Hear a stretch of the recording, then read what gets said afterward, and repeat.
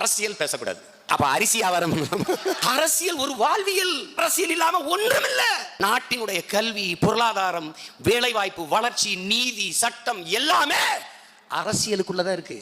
இந்த பாராளுமன்ற தேர்தலில் 5 விழுக்காட்டுக்கு மேலே வாக்கு பெறுவீர்கள் என்று நினைக்கிறோம். அது திமுகவை பாதிக்காதான் ஒருத்தர். திமுகவை பாதிக்கிறதா கட்சியை வச்சிருக்கேன். பிஜேபி வளர்வதை கடுமையாக எதிர்க்கல. வளரக்கூடாதுன்னு நினைக்கிறான், எதிர்க்கிறான். அவன் என்னை வளரக்கூடாதுன்னு நினைக்கிறான். அதனால தொலைக்காட்சியில் காட்ட விட மாட்டான், பத்திரிகையில் போட விட மாட்டான், கூட்டம் நடத்த விட மாட்டான், கொடிமரத்தை ஏற்ற விட மாட்டான். நீ என்ன காரணத்திற்காக என்னை வளரவிடக்கூடாது என்று நினைக்கிறாயோ அதே காரணத்துக்காக நான் வளர்ந்தே திறனும்னு நினைக்கிறேன். நான் எல்லாவற்றையும் பறி கொடுத்துட்டு நிற்கிறாள். நீ எல்லாத்தையும் எனக்கு இருந்து பறிச்சுட்டு நிற்கிறாள்.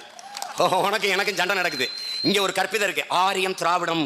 இதுவே ஒரு அம்பக்கு, அட்ட புழுகு, ஆகாச புழுகு. பன்னெடுங்காலமாக பல ஆயிரம் ஆண்டுகளாக சண்டை என்பது ஆரியத்திற்கும் தமிழியத்திற்கும் தான் நடந்திருக்குது. இங்க திராவிடம்னு பேசுறது, திராவிடத்திலிருந்து தான் தமிழ் தேசியம் வருது. தமிழர்கள் தான் நாங்க வாழ்ந்துகிட்டு இருந்தோம். ஆரியர்கள் வருகைக்கு பிறகு ஆரிய மொழியான சமஸ்கிருதத்தோடு தமிழ் கலந்து பேசணும். அப்படி மெதுவா பிரிஞ்சோம். 1800 ஆண்டுகளுக்கு முன்னாடி என் தாய்மொழி தமிழ் சமஸ்கிருதத்தை மென்னு உமிழ்ந்த மொழிகள் தான் தெலுங்கு, கன்னடம், துளு, மலையாளம் எல்லாம்.